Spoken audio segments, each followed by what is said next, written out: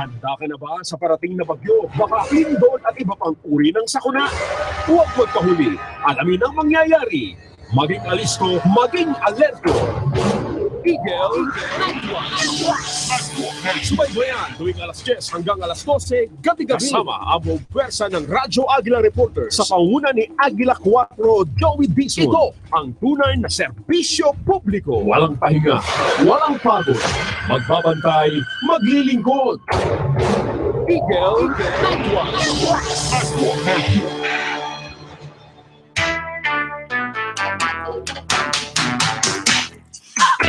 Magandang hapon po.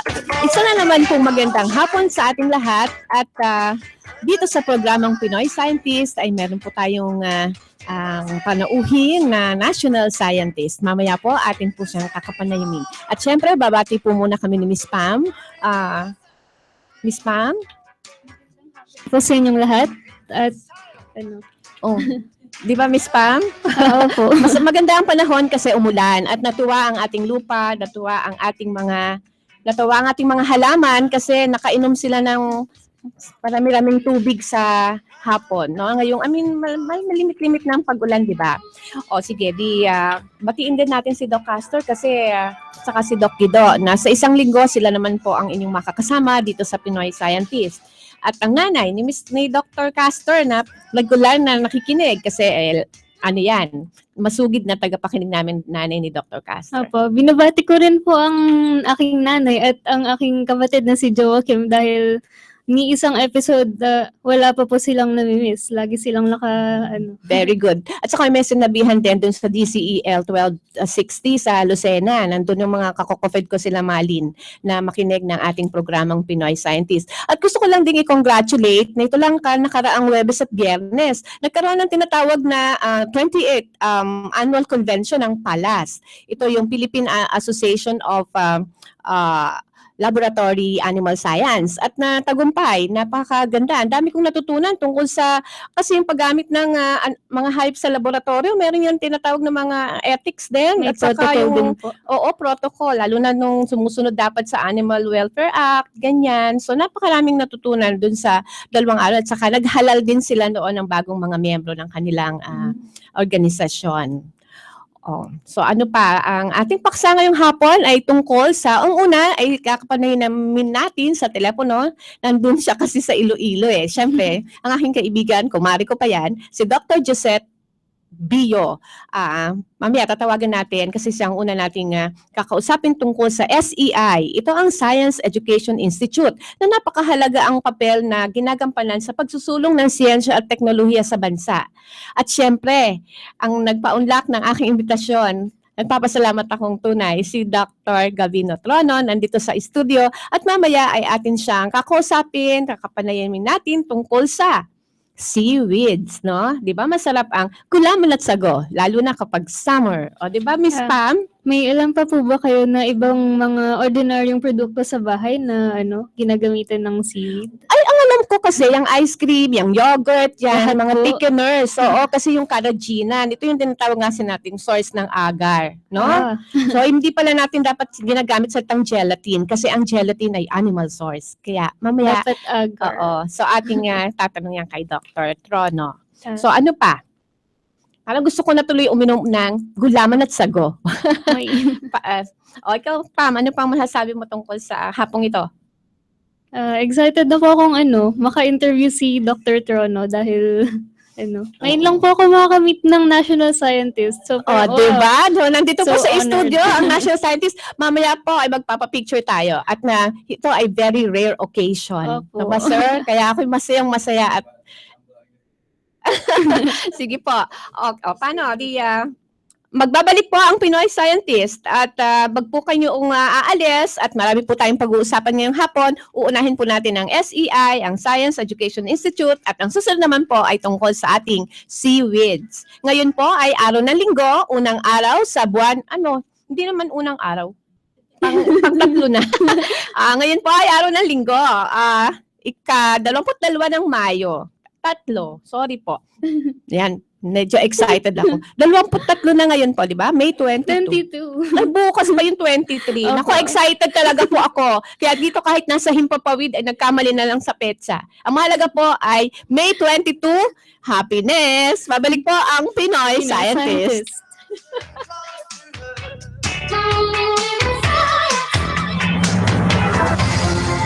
EBC Eagle Broadcasting Corporation. Ito ang Radyo Agila. Ang oras po natin ay 12 minuto makalipas ang alas 5 ng hapon, Philippine Standard Time. Ito pong muli ang Pinoy Scientist. At bago po natin simulan ng talakayan ay atin po munang pakinggan at hayaan nating pukawin ng ating isip ng original na tula ng ating makatang scientista na walang iba kundi si Dr. JD. Salamat, Miss Pam. Natutuwa ako dun sa salitang parang hindi ako masyadong ng Makatang scientista. O, scientistang makatang. Parang SM, no? O sige, SM na lang. Ito po ang pangmagat po ng aking tula ay ang SEI at ang Seaweeds. Science Education Institute at ang Seaweeds. Dalawa ang ating kakapanayamin. Ang una ay sa telepono kakausapin. Ang sunod ay naririto sa himpilan at kasama natin. Sila ang magbabahagi ng mahalagang paksang kailangang alamin. Una ay ang direktor ng SEI, Science Education Institute. Sangay ng DOST na edukasyong pang-agham ay nagtataguyod. Nagnanais ng mga Pilipino ay makapag-aral ng lubos, kaya naman scholarship program ay tunay na ipinaaabot. Kaya ngayong hapon ay makinig na mabuti kay Dr. Josette Bio na may kasikatan na dati. Siya na ang apelido ay binansagang Planeta kasi dahil magaling siya at tunay na may pagmamalaki. Bilang kasi planeta ang naitawag sa kanya, nito lang nakaraan ay may robot na. Bio-robot na nakaabot pa nga sa Amerika, nanalo pa nga sa kompetisyon, kaya mas sumikat pa. Sunod naman natin ay sa paring bigatin, national scientist at napakagaling sa larang ng phycology at sikat sa atin, seaweeds expert ang bansag kung iisipin. Pumili ng 100 siyentista sa buong Asia lamang. Siya si Dr. Gavino Kahulaw Trono Jr. ng MSI UP Diliman, pang-12 nangungunang siyentista sa listahan, kasama ang 4 pa na nagmula sa ating bayan. Naging national scientist nito lamang 2014. Noong 2008 ay national academician man din. Seaweed biodiversity ang kanyang papaksain. Tinagurian siyang father of Capaficus farming. May tinatawag na seaweed biodiversity. Iba't ibang klase at sa ating karagatan ay marami. Inaral yan ni Dr. Trono na mabuti, kaya mayroon pang nagawang pinakamalaking phycological herbarium na maipagmamalaki. Ang seaweeds o mga halamang dagat ay pinagmumulan nitong mga pagkain tulad ng sago at gulaman. Ng gulaman, siyempre. May tinatawag din na carrageenan. Napakaraming gamit, kaya dapat na aralin at ingatan. Si Dr. Trono ang pasalamatan nating mabuti sapagkat siya ang susi sa pagkakadiskubre nitong tinatawag ng seaweed biodiversity at isang maituturing na uri na rin ng industry. Kaya naman kung nais maging siyentista, sa tulong ng gobyerno ay sa SEI pumunta. Alamin kung paano mag-a-apply para matulungan ka para sa katuparan ng pangarap tungo sa bukas na kay ganda. Salamat po! Happiness! Salamat po, Dr. JD. O yan. Bago natin kapalayumin, tatawagan po sa telepono. Nandiyan na po ba? Ay, nandito na po sa linya ng telepono natin si Dr. Josette Bio. Dr. Josette, hello. Hello. Hi. Hello, my dear. Andiyan ka sa Iloilo? Nandito ako. Actually, lumabas ako sa Haro Church, sa Haro Plaza. Ako ngayon medyo maingay ng konti. Narinig ba? Talaga? Di ba? Sabi ko nga, naku, kumari ko ay aking kakausapin sa telepono tungkol sa kanyang magiging director ng SEI. Kumusta naman dyan ang panahon? Kasi umulan dito sa Manila. Mainit pa ba dyan, Josette? Mainit sa Iloilo, pero maganda ang klima ngayong hapon. Medyo malamig-lamig ng konti. Bago muna natin ikaw kapanayamin tungkol sa iyong posisyon ngayon na bago, ibig sabihin, new hat bilang SEI Director, iyo muna kami bigyan ng background nung tungkol sa planeta muna kasi dyan ka unang nakilala talaga sa ating basta bukod sa pagiging Metro Bank outstanding Metro Bangka, di ba, tita? So, bigyan mo nga kami ng konting background tungkol sa iyong edukasyon din at saka sa iyong pagiging planeta at robot. Okay. Matagal, bago kasi ako naging director ng Science Education Institute, mga almost more than 25 years akong naging guro. High school teacher ako. So, 8 years akong nagturo dito sa Iloilo, sa isang high school. And then 12 years ako nagturo sa Philippine Science High School dito din sa Iloilo, biology as research teacher. 6 years ako nagturo sa Dalasal, kasama pa nga tayo. Oo nga. At ako ang nanay mo nung gumraduate ka ng doctoral. Tapos, sa aking pagtuturo, dahil may mga inintroduce akong innovation, kasi alam naman natin mahirap magturo ng research sa high school, pero napaganda natin ang proseso, mayroong isang international competition na ini-sponsor ng Intel Foundation. Itong competition ay pagandahan at mga innovation sa pagtuturo ng science and math for high school teachers all over the world. So may mga 4,000 na entries na sinubmit, and then 90 ang na-shortlist, makasama ako sa 90, and then sinuri ng mabuti yung 90 na yon. Naging 5 na lang ang grand finalist, pinapunta kami sa US, pinapresent ng mga methods of teaching, pinakita yung mga research output ng aming mga estudyante, tapos ako ang nagiging grand champion. Wow. So, kaya naging bioplanet ka. Yeah, ang Massachusetts Institute of Technology kasi may isang laboratory na ang ginagawa lang is to study heavenly bodies. At during that time, may isang maliit na planeta, minor planet na nakita between Mars and Jupiter. So, dahil ako ang pinakaunang Asian teacher na nanalo sa ganong competition, so they named the minor planet in honor of a Filipino teacher. So, tinawag siya Planet Bio. Congratulations po, Dr. Bio. Salamat. Eh, yun naman, tita, tungkol sa robot. Di ba may bio robot ba yon? Yung bago, yung nakita kong compete sila, tas third prize sila? Mayroon pa kasi tayong World Lego League Festival. Yan, Lego League. Yan ang pinakamalaking robotics competition sa buong mundo. So may mga high school students tayo at isang elementary students galing sa Yanga Colleges Foundation Incorporated. Isang school yan doon sa Bukawi, Bulacan. May isa silang robot na tinatawag BIO. Acronym yan for Biogas Illumination Yielding Operation. Isang robot na makaprocess siya ng organic waste. Tapos magpaproduce siya ng biogas to run a motor to generate electricity na makapailaw ng lamppost. Ang galing, ano? Tignan mo ang creativity ng ating mga bata.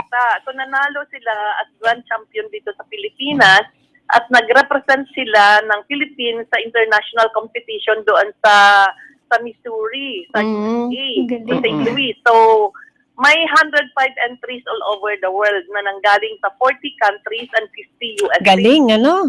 And out of the 105 entries, we won as the third place grand winner for galing. Congrats! Research and design. So, ganyan kagaling ang ating mga bata. So dumako na tayo, tita, sa pagiging director ng SEI. Pero before that, alam ko naging director ka ng Philippine Science High School. Tama? Philippine Science. Bali, 12 years ako nagturo sa Philippine Science High School, Western Visayas, dito sa Iloilo. After which, 5 years akong naging director ng school. And in 2011, na-promote ako as executive director ng buong system. So, currently, may 14 campuses ng Philippine Science High School. And this coming July, magbubukas kami ng 2 campus. Kasi I sit in the board as a member of the Board of Trustees. So, magbubukas kami ng isang campus sa Mimaropa at isang campus sa Zamboanga Peninsula. Because by law, sinasabi na dapat magkaroon ng isang campus bawat region ng science. Yeah, so we are mandated to put up 16 Philippine Science High Schools all over the country. So by 2016 na to, matapos na yung 15 campuses. Galing naman. So at pumunta na tayo sa SEI kasi limited lang ang ating oras, tita. Kaya ang tanong ko ng una ay tungkol dito sa Science Education Institute. Ano ba ang pinakamandato nito bilang isang ahensya ng gobyerno under ng DOST, di ba? Yeah. Ang Science Education Institute, isang ahensya ng Department of Science and Technology na ang mandate ay padamihin ang science and technology, human resources in support of our national programs. Padamihin ang ating mga scientists, researchers, biologists, chemists, engineers, no? Kasi kailangan ito para umunlad ang ating bansa. At ginagawa yan ng SEI sa pamamaraan ng pagbigay ng mga scholarships. Actually, sa katunayan, this year alone, sa buong Pilipinas, may mga 20,000 scholars na tayo sa kolehiyo at sa undergraduate level. So, hindi lang nag-i-stop sa pagbigay ng undergraduate scholarship. Nagbibigay din tayo ng master's at PhD scholarship. We have about 3,000 MS scholars currently at 800 PhD scholars. Dito sila nag-aaral sa Pilipinas, pero nagpapadala din tayo sa ibang bansa, lalo na sa mga schools or kung may mga tie-ups ang Philippines with other countries. Pero yung mga scholars po na yun, required po sila na pumili ng mga kurso na may kinalaman lamang sa science and technology, no? Oo, kasi Pang-science. yung Science Education Institute nga, so S&P Human Resources, kaya pwede sila science, technology courses, engineering, mathematics courses. Marami naman kasing mga allied courses and courses under the STEM career. Tita, ang tanong ko, may age limit ito, di ba? Di ba? Kasi pong doctoral, tinatanggap, may age limit ba? Para alam ng ang mag-a-apply kung ano ang mga requirements. May age limit. Just is not 45 ba? 40? 45. Not more than 45 years old. Ano, pwede mag-apply kasi PhD. So, paano yung proseso ng pag-apply? Sa undergrad, dalawa kasi ang undergraduate at saka graduate. Sa undergraduate, you should belong to the top 5% of the graduating class at mag-submit ka ng application mo sa mga DOST regional offices at may qualifying exam. However, this year, wala kaming qualifying exam for undergraduate dahil nga sa K-12 program, wala pang first year. Pero mamimigay kami ng scholarship sa ongoing third-year student. Mayroon kaming tinatawag na junior level science scholarship program for third-year students. At pwede silang kumuha ng exam this coming October 16. So yun ang date para sa ano yan? Sa junior level. Junior level. Parang lateral. Parang third year na wala kang scholarship. So kung pumasa ka, retroactive ang iyong benefit starting June. Kasi June magbukas ang klase. So kaya pinapanawagan ko for those na any courses in science, engineering, math, na wala pa kayong scholarship, kumuha kayo ng exam sa junior level. Na makukuha natin, na binibigay ng SEI is that every year, nagbibigay kami ng 20,000 for tuition. Tapos, meron silang allowance. May book allowance sila na 10,000 per year. May monthly allowance sila depende sa courses. Ang priority courses natin kasi ngayon ay agriculture, aquaculture, kasi physics. So, pag mga ganyan ang courses nila, they receive an allowance of 6,000 per month. Iba namang mga courses, they receive a monthly allowance of 5,000 per month. Pero ito ang kagandahan sa ating masters at PhD. Ang masters natin, kahit magkano, at PhD, kahit magkano ang tuition mo, binabayaran niya ng SEI at cost. Tapos yung monthly allowance nila, they used to receive 17,000 per month for MS and 20,000 per month for PhD. Pero nga, 17 pala for MS and 25 for PhD. But starting this June, i-increase natin. Magtataas. Di maganda yan. Maganda yan. Pagtaas. Ang MS natin from 17 magiging 20,000 per yan month. na. Ang PhD natin from 25 magiging 28,000 per month. So, nag-ano kayo, tita? Nagpapadala kayo ng mga announcement ba kung kailan ang exam, kung paano sa mga website? May website naman ng DOST? Website ang SEI, may website, i-search lang nila. Tapos, mag-announce din kami sa newspaper at saka sa mga regional offices at sa mga consortium universities namin. Kasi sa graduate program, meron tayong mga mga piling-pili na mga universidad na nagde-deliver ng graduate programs natin. Yan ang tinatawag nating consortium university. Yun, consortium. May tatlo pala tayong graduate program. Alin Isa po? para sa mga science and math teachers. Science and math. Isa yung isa sa engineering naman. At saka sa isa, yung all kinds or all fields of sciences and mathematics. So, ano pa? Bukod po sa pagbibigay ng scholarship, may iba pa po bang tungkulin ang SEI? Mga gawain nyo na ginagawa bukod sa ano ng mga scholarship natin, tita? Marami pa kaming ginagawang iba kasi ang SEI, tumutulong yan sa Department of Education para mapaganda or maayos ang pagtuturo ng science and math. So mayroon kaming isang division na ang ginagawa niya ay nagbibigay ng workshop. Yun, training. Oo, kaya nga dito ako sa Iloilo, kasi meron kaming training ngayon, bukas hanggang Thursday for mathematics teachers, for elementary and high school mathematics teachers. So, umiikot kami sa buong Pilipinas. May tinatawag kaming Science Teacher Academy for the region. Nagbibigay tayo ng trainings in science and math teaching. May isa din kaming ginagawa na napakalaki din, science promotion activities. Yan. So, pinopromote namin ang science sa mga bata to make them interested in science so that eventually they will pursue science in the universities pag mag-aral na sila sa college.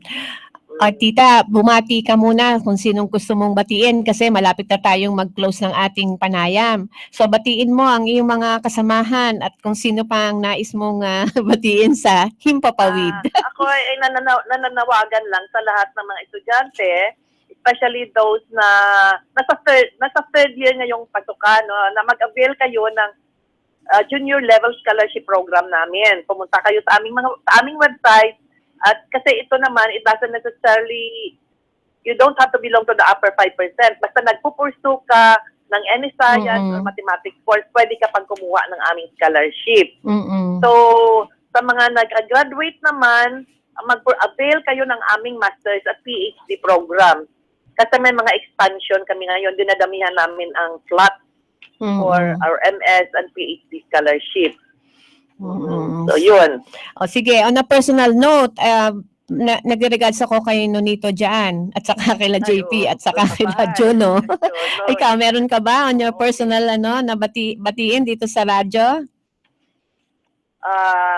Sa lahat na lang, pagkalahatan na lang sa ating mga teachers, dapat palagi tayong inspired magturo kasi masalalay sa atin yung pag-develop ng ating mga future leaders. Totoo yan. Oo, at sa lahat naman ng mga estudyante, enjoy lang ang pag-aaral at make the most of the opportunities to develop your talent para makatulong tayo hindi lang sa ating pamilya, kundi makatulong tayo sa ating bansang Pilipinas. Tama. Salamat ng marami sa iyo, Dr. Josette. At mag-ingat ka pag biyahe mo pabalik dito sa Manila.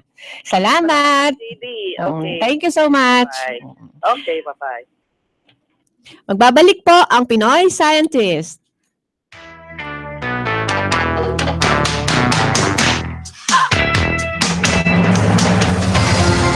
EBC, Eagle Broadcasting Corporation.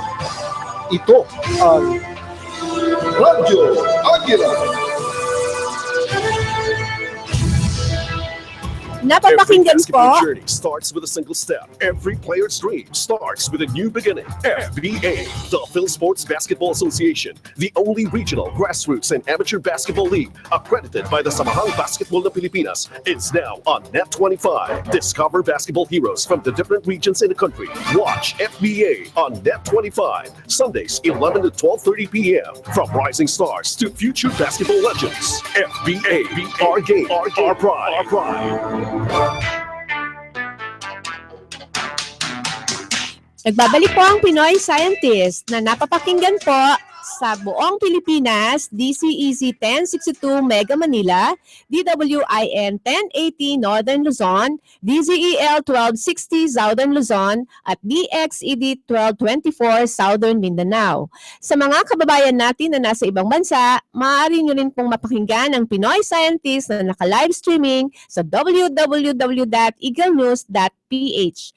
Ang Radyo Agila po ay kasapi ng KBP o ang kapisanan ng mga broadcaster ng Pilipinas. Ang oras po sa buong kapuluan ay 30 minuto makalipas ang alas 5 ng hapon, Philippine Standard Time.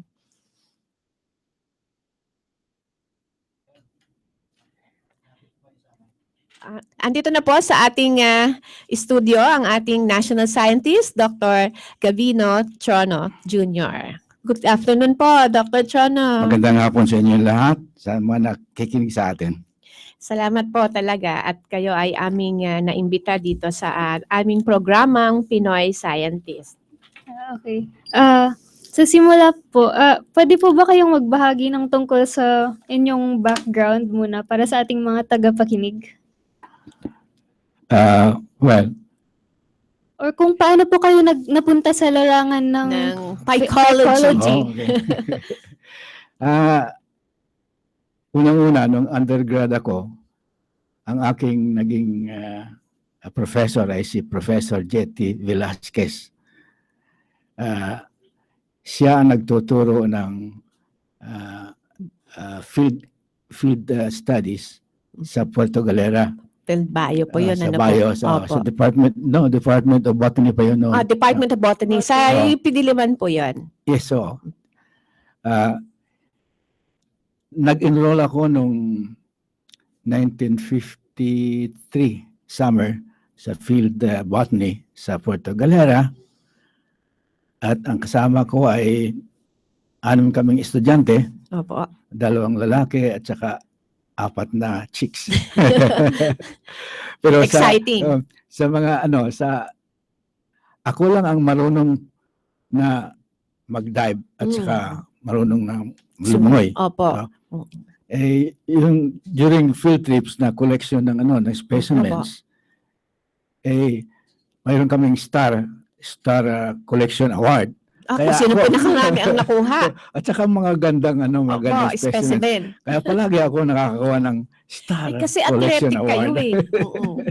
Marunong kasi ako mag-dive at saka lumangoy. Yun. Ang una kong experience diyan,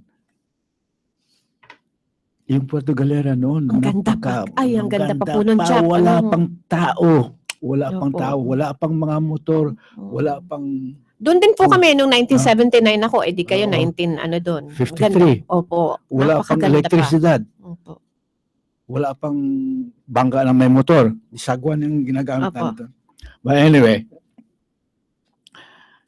so I was really impressed Sa by ilalim. the beauty Sa and ilalim. diversity Opo. of the marine flora. Yung mga halaman sa ilalim ng dagat. Yes, including the associated fauna, Opo. mga isda, Corals, mga sea urchins, mga Ang invertebrates, ganda. etc. Napakaganda.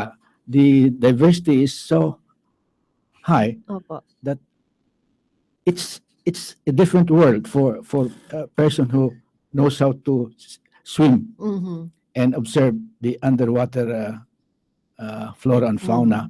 Kaya yun, doon nagsimula ang aking interest sa seaweed. Sa seaweed, Mhm. Tapos po, di ba nagano kayo, masteral kayo sa Araneta yes, University? well, I had to transfer to Araneta kasi may pamilya ako, Opo. kailangan ko maghanap buhay. So, Opo. but even during my stint sa Araneta University, algae pa rin ang pinag-aralan ko. Mhm. Kaya ang masteral thesis ko, Tungkol pa rin is- sa algae. Yes, Mhm. pero freshwater algae. Hindi muna Oo, marine. oo, Mm. oo. So, kasi Mm. lakes lang doon sa Araneta. Opo nga. Pero nag-doctoral naman kayo sa University of Hawaii. Yes. Yan. Oo. So doon na kayo nagpakadalubhasa sa yes. marine Yes. seaweeds. Yes. Ang professor ko sa University of Hawaii is si Professor Maxwell S. Doty, a well-known phycologist, Mm. tropical phycologist. Mm-mm. So ang ibig po sabihin ng phycology, ano po yun muna? Yung word na phycology ay binubuo ng 2 parte. Ang phyco at saka logy. Phyco means algae. Mm. Logy is studies. Okay. So ang phycology means the science in the study of seaweeds, Opo. of algae. Kasi po yung mushroom ay parang katunog minsan, mycology naman, pero yun po yun, no? Fungi naman yung isa. Fungi So, naman yun, algae, no? fungi. Basta mycology, kasi po pagka fungi P. Anyway, Phyco, mycology, study of algae. O, ikaw naman, tita. Marami po ba kayong mga phycologists dito sa Pilipinas? Mga nagpagkadalubhasa po sa algae, seaweeds. Medyo mabibilang mo lang sa daliri sa kamay. Oh. Yung talagang nag-train Opo. for algae. And most of my colleagues actually started quite productive scientists. Pero sa bandang huli, medyo nag-iba na ang kanilang interest sa research. Pero ako naman, the more that I spent more time in the study of the seaweed flora and resources. So, yun. So, Kaya yung pong- siguro sa ngayon, hindi naman sa pagmamayabang. Opo. Medyo ako yata ang Kayo ang known, parang leader sa psychology. sa grupo. Opo, you are the leading psychologist in the country. Mm. Ang tanong ko po, Dr. Chono, yung biodiversity natin, gaano po siya? Kasi may nabasa nga ako sa na you discovered the 25 benthic New species. new species in Western Mindanao po yun, di po ba? No. Saan po ba nakikita yun? Tropical Western Pacific. Tropical Western Pacific. Including sa Pilipinas. Opo. In the Philippines, I described 25 New species, 12 new species of sargassum, and other sargassum. species pa na named after me. But anyway, so during that time, when I was in Araneta, I could observe my students go abroad and come back with a master's degree. Sabi ko, anong ginagawa ko dito? Hanggang dito na lang ba ako? So, I competed with a lot of these scholarship grants. And I was lucky. Nag-grant po kayo. Ano pong scholarship niyong nag-grant kayo? Finally, I had this S2 Center study grant sa University of Hawaii. Dalawa yung aking scholarship grant, pero according to the provisions sa US, one cannot have two federal grants at the same time. So, binuo na dun sa University, sa S2 Center sa University of Hawaii. Ano-ano po ang mga pangunahing resulta ng inyong pananaliksik tungkol sa seaweeds? Medyo marami akong... Or at least, mayroon akong notes dito kasi in terms of public, in the period of about 45 years up to the present, I was able to implement about 35 or so research projects. And out of that, I was able to publish 3-volume books. 6 chapters in the books which concern biodiversity and biology of seaweeds. In journals and symposia proceedings, I had published about 73 Grabe kayong ka-productive, no po?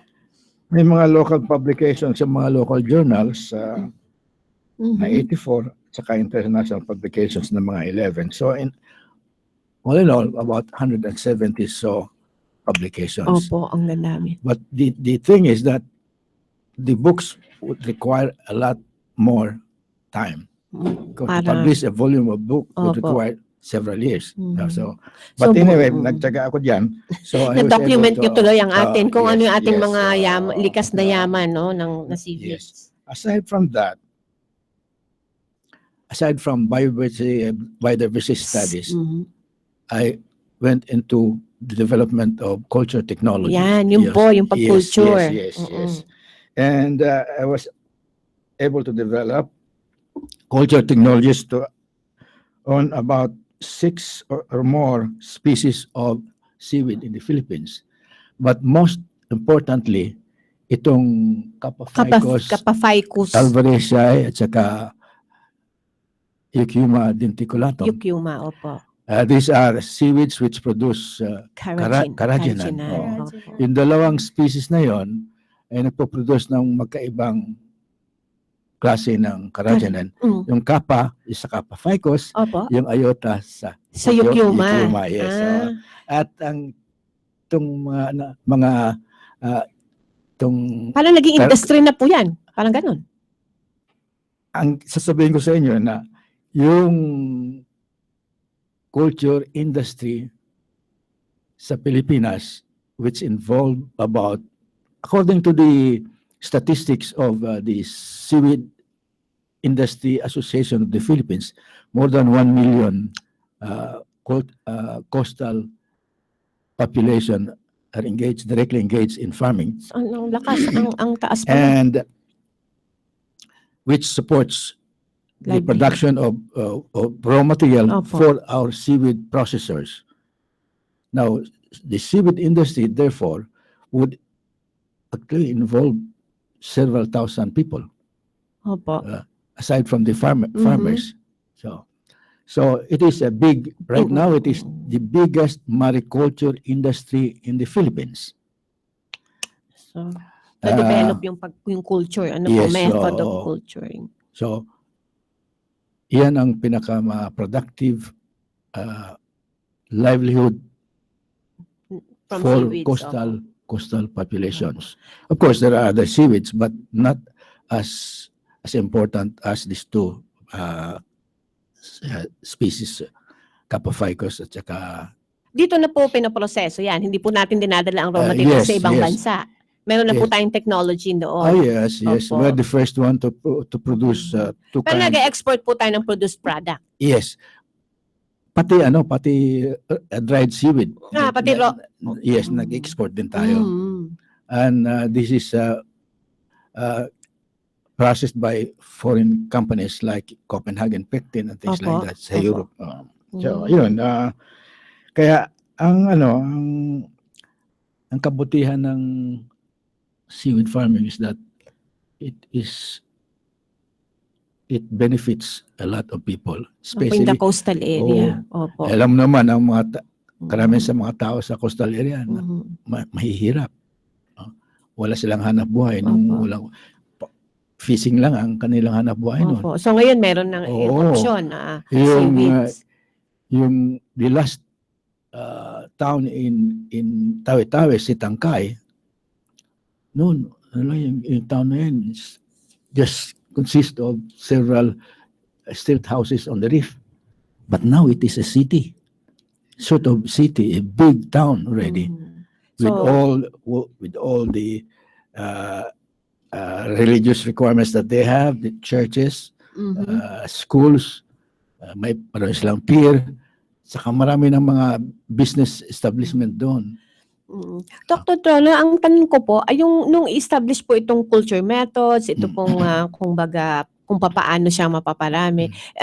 Sino po nagsuporta dito na ahensya ng katuwang ninyo? The development of this seaweed culture technology was in cooperation with the project of my professor, Maxwell S. Doty, supported by U.S. Marine College Company, U.S. So, yun. Dr. Doty was the project leader. I was assistant staff. I was in charge at the time of assessing areas in the field, alam mo, sa Tawi-Tawi, sa Mindanao, sa Zamboanga, where we tested the area if it can support seaweed farming. And we did that for about, 3 years.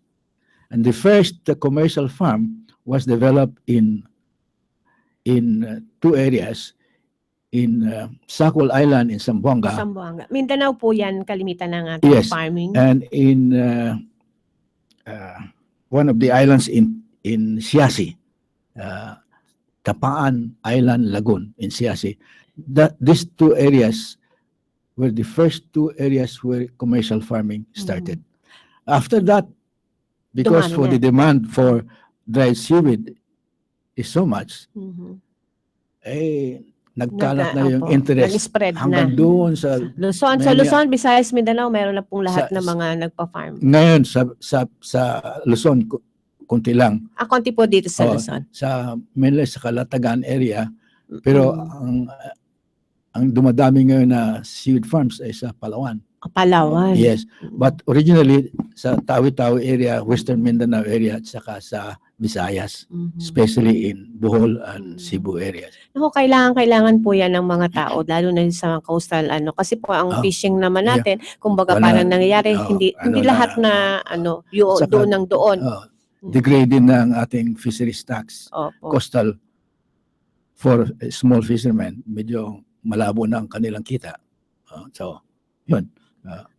Pwede po bang malaman kung ano po yung proseso ng pag-farm ng seaweeds? Yung mga ginagawa po ng mga mamamayan sa coastal areas. Like, alam mo, ang aking trabaho dyan sa pag-develop niyan is I'm the first one who test the area whether seaweed culture will the area will support seaweed culture. So I have a team, research assistants that we go out in the field and then we test plant the area. Parang feasibility study muna. Parang ganun. Opo, Yes. para kung click ang seaweed. ano pong criteria na nahanap niyo? Okay. Yung seaweed farming kasi itong Kapaphycos at sa Kayukyuma, yung kailangan sa kanila maganda ang daloy ng tubig. Support. Kaya this has to do with the ability of the seaweed to absorb nutrients from water. Kasi the faster the movement of the water, Current. yung diffusion pressure is high, and so the absorption of nutrients by the tissue of the seaweed is also faster. So ayun palagi ang one of the very important criteria. Flow of water. Yeah, flow of water. Either current or light wave action. Current, yung current niya ay anong wave din, hindi ganun kalakas. Yes, kasi masisira yung farm mo. Masisira naman, opo. So yun, ganun pala po yun. Gaano po yun ba? Di ang lawak po niyan. Malami. Hindi ko po kasi, Doctor, ma-imagine na kasi, limbawa, sa isang coastal area po nandun yung mga, merong propagules ba? Let me cite an example. Yung sa Visayas area, the first area that was farmed was the Denahon Reef area. I don't know if you are familiar with that. It's a double reef area. And the first three big processing companies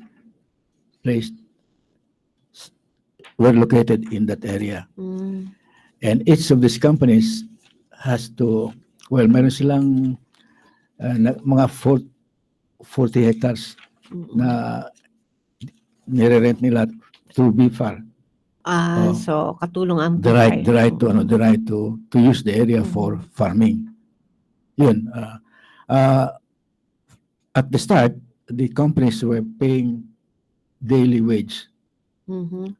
Pero alam mo naman, lugi sila kasi alam mo naman yung pag daily wage, maliit lang. At saka ganun lang yung trabaho. Opo, diba? Parang hindi tutok.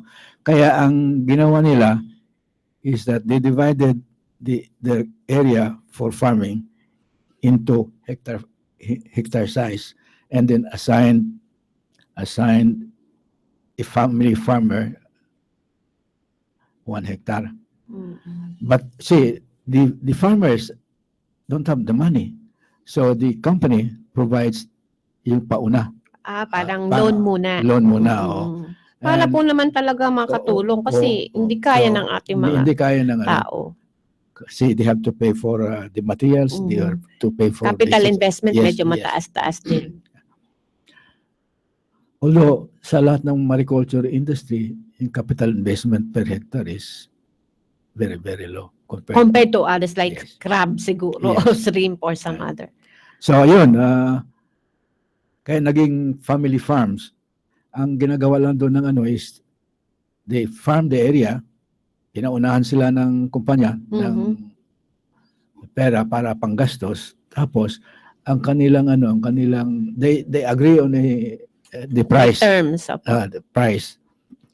Tapos ang lahat ng kanilang production kukunin ng kumpanya. binibili ng kumpanya, inaawas doon sa kanilang utang. Oo. Ayun po, kasi parang sigurado ang pagbibilhan. Kasi isa rin yan problema sa mga industriya Yeah.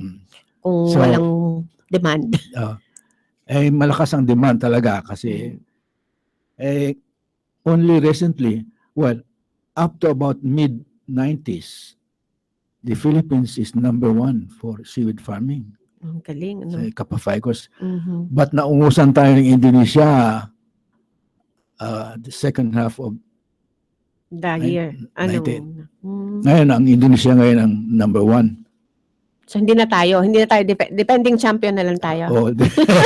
Dapat defending champion tayo. Pero malaki pa rin ang production natin. Opo. So, at least naman. No? Sana wag nang magtuloy-tuloy pala. Oo, Maganda. maintain yun kasi Ayun pa lang, Doctor, meron kayo nabanggit na, meron tayong museum na inyong nandoon sa Marine Science Institute. Yung herbarium collection nyo. Oh, yes. Hindi pa ako nakapasyal doon, Doctor.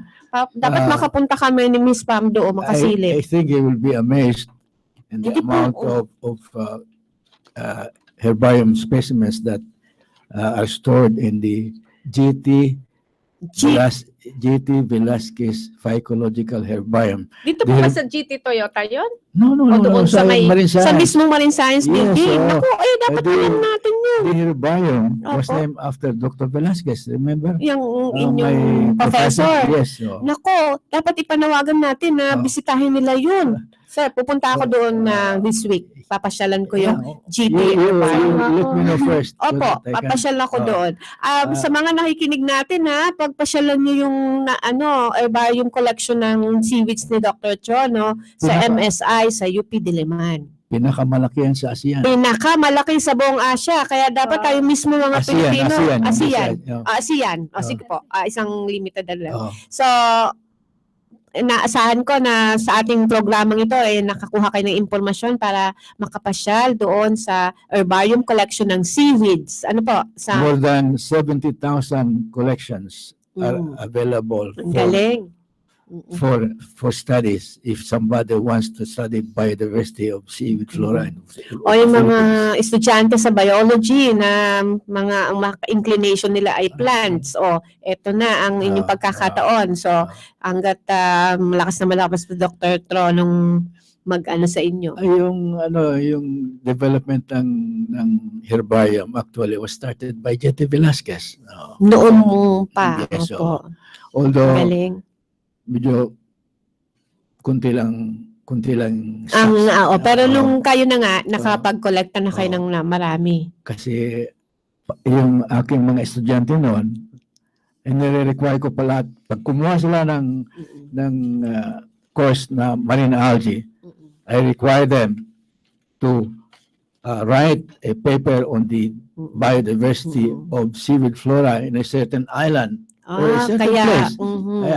Kaya nangungulikta sila niya, require them to prepare at least 4 copies for each species. And these collections are deposited. Kaya in the dumami GT. ng dumami. Yes. Ay, Doctor, dahil nga malapit na rin tayong dahil na 5 minuto na lang. So, gusto ko pong magbigay po kayo ng panghikayat, pang-engganyo dahil sa inyong kahangahangang accomplishment tungkol sa psychology. Mag-inspire po tayo ng ating mga young scientists, botanists. Actually, I'm associated with NAST. Opa. Now, one of the programs of NAST, National Academy of Science and Technology, is for national scientists to lecture sa various schools in the Philippines, Apa. mostly on science students. And the lectures is based on the field of expertise of the national scientist. So I lecture on sea flora and its importance. And I would like to invite the young students, although sa MSI is catering only for to MS and PhD MS student, opo. Yes, Graduate students lang. lang, Opo. oo. Pero hindi po bale. Basta ang mahalaga, mayroon talagang sumunod sa mga yapak nyo. Dapat kasi alam naman, ako hindi na bata. And Matanong ko po, ilang taon na po kayo, Dr. Chono? LB 85. Oh, advance happy birthday po. Thank you. At saka ang aking mga estudyante, malapit na rin sila magre-retire. Yung isa kong estudyante, retire na. Yung dalawa ko, wala dito. Tapos yung isa kong natitira, magre-retire na rin. Opo. Kaya pero mayroon akong dalawang estudyante na nagpupursue ng masteral at saka yung isa nagpupursue ng PhD sa Japan. Also on algae. Si algae. Sir, bati po kayo na personal note sa kung sino pong inyong nais batiin dito sa atin sa Pinoy Scientist. Ay, mga kaibigan ko dyan na medyo nakikinig ngayon sa programang ito ay binabati ko kayo at lalo na sa aking pamilya na nakikinig ngayon. Kontrata namin kanina, kailangan makinig kayo. At babatiin po, di ba? So, yun, mga estudyante ko, palagi naman sa opisina ko yung mga yun. So I encourage them to pursue studies on the seaweed flora resources of the Philippines. Salamat po na marami, Dr. Chono. Maraming salamat po. You're welcome. And anytime that Salamat po. Okay, thank you. Tunay na mahalagang naibahagi sa ating mga kababayan, naibahagi ngayong hapon tungkol sa SEI at tungkol sa seaweeds, at kailangan naman talaga nating mapangalagaan ang ating likas na yaman at sa pamamagitan ng mga pag-alam kung ano ang mayroon tayo, pag-aralan ng mga ito para mapakinabangan at mailigtas din sa pagkaubos. Di po ba? Kaya nagpapasalamat tayo muli sa ating naging kasama sa programang Pinoy Scientist ngayong hapon. Tinatawagan ko ang lahat na ating mga mag-aaral na mayroong kagustuhang maging siyentista. Apply na kayo sa SEI at alamin kung anong na lang ang sa tingin nyo ay magiging masaya kayo dahil may passion kayo dito. At huwag iaalis ang tunay na pagsiservisyo sa ating bayan. Ang pagsiserbisyong may puso. Ako po si Doc JD. At ako naman si Pam. Nagpapaalam na po at nagsasabing mag-ingat po kayo at pagpalain ng may kapal. Magkita-kita po tayo muli sa susunod na linggo at makakasama niyo po doon si Doc Castor at Doc Guido. Maraming salamat po. Ang siyensya ay buhay. Happiness! Happiness.